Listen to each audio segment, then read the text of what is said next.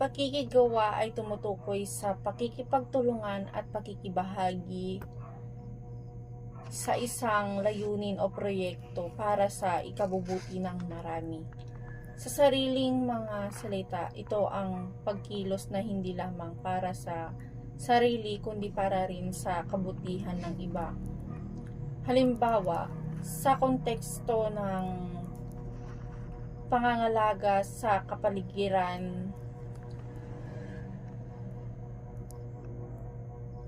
ang pakikigawa ay maaaring maipahayag sa pamamagitan ng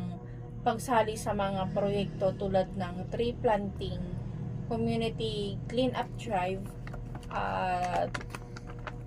o pagturo sa iba tungkol